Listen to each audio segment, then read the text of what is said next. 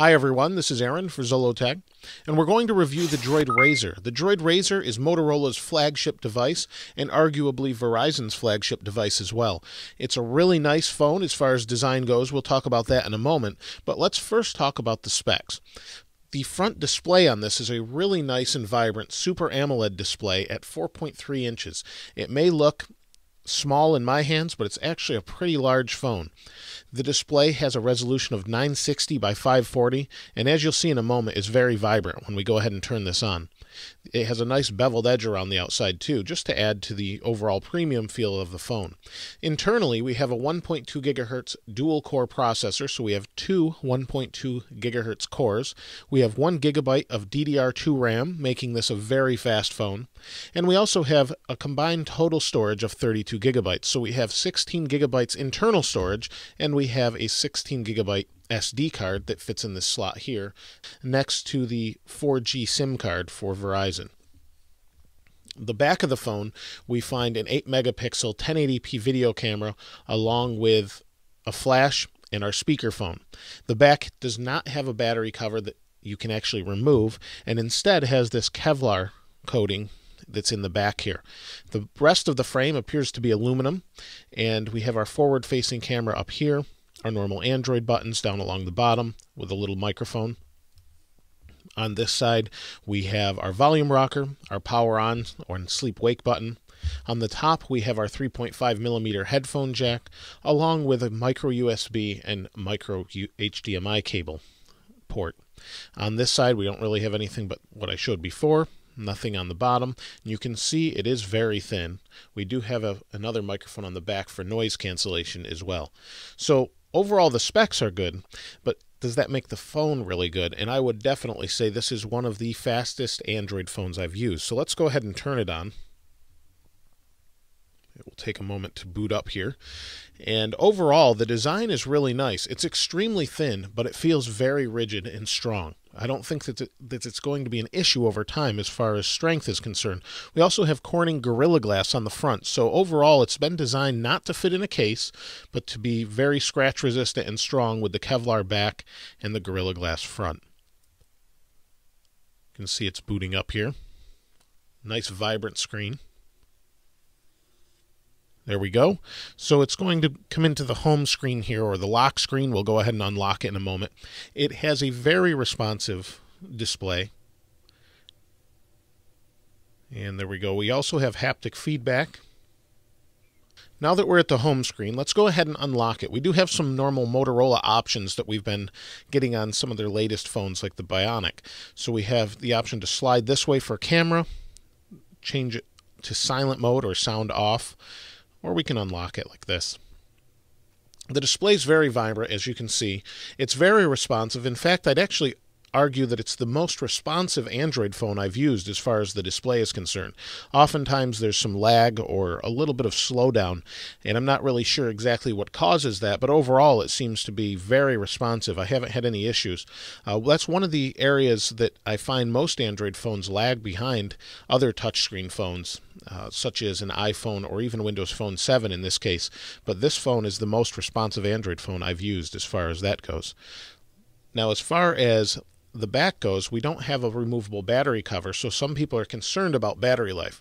Well, the battery life is actually pretty good. The first day wasn't so good, but once it kind of burned in or wore in the battery and learned how it works, it actually does a pretty good job of keeping the phone around for an entire day, and then some occasionally, depending on how you use it.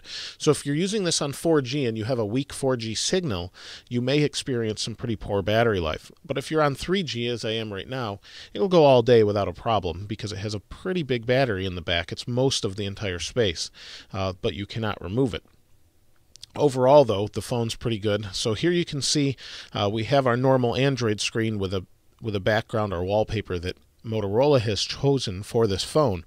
But if I go over here, we have Smart Actions. And Smart Actions they've included on the phone to help you along and set up your phone to save battery. So we have a couple different options. We have a home, work, workout, nighttime battery saver, and these things are used to help you extend the life of your Android device so that you don't run out of battery throughout the day if you don't have access to a battery charger. So you can see there's car and all sorts of different settings. We can go to work, and you can select time and triggers and location triggers. So if it senses that you're at work, it will automatically switch to your work settings. If it senses you're at home via the GPS, it will switch to your home settings. It's pretty convenient and a great idea that some other people should also adopt as well. I think that's a really great way of doing things. You can see battery extender, charging recovery, and these are all set by you how you'd like to have this set up. So you can set it, wherever you're home, change the brightness on the screen, turn off Wi-Fi, turn on Wi-Fi. You can do all those things, and it's nice that it allows it to do that just based off location. So once you've set it, you don't have to remember it anymore. Now, the overall use of this phone, I think, is really great. The camera is really nice. It does a great job. I showed this in the unboxing, but it's really fast. If I put my hand behind it here, take a picture, it's taken it already. It's as fast as any other phone on the market. It loads quickly, it pops up, does a good job of taking the video, taking camera pictures, and it's quick. It does a really good job. It's basically the same camera that's in the Bionic, and it's just sped up quite a bit as far as its overall operation. The phone itself really hasn't disappointed at all, other than one area. The entire phone feels extremely solid, except for this button, the sleep wake. The sleep wake button, or on-off button, feels a little flimsy. Everything else feels really solid except that button, and I'm not sure why that is, but it is the one downfall of the phone. Other than that, though, I really haven't seen anybody that's been unimpressed by this phone. Most of them think it's really nice. It's incredibly thin. In fact, I'll show you my iPhone next to it, if this will stay in focus here. I'll show you my iPhone next to it. We have, it looks thick almost, or the iPhone looks a little bit thick almost next to the RAZR, which is very impressive, as this is already a really thin phone. So the RAZR itself lives up to its name as far as RAZR thin goes, with the exception of this little bump on the back, but it's so thin still that it's really not an issue at all. Overall, the phone is great. I'd highly recommend it to just about anybody looking for an Android phone, unless the screen is a little bit too large. Other than that, it's a no-brainer on Verizon if you're going for Android that this is the device to get. It also has some great accessories, a dock, a laptop dock if you're looking for that kind of turns this into a little netbook type computer that we'll take a look at it in another review. I've already unboxed it and showed you that a little bit in some of the other videos I've done. But overall, the phone is great. Again, it's a no-brainer. It's definitely worth checking out if you're looking for an Android device. Super fast, super responsive, nice to use, very thin, pretty light too, and a great experience as far as Android's concerned.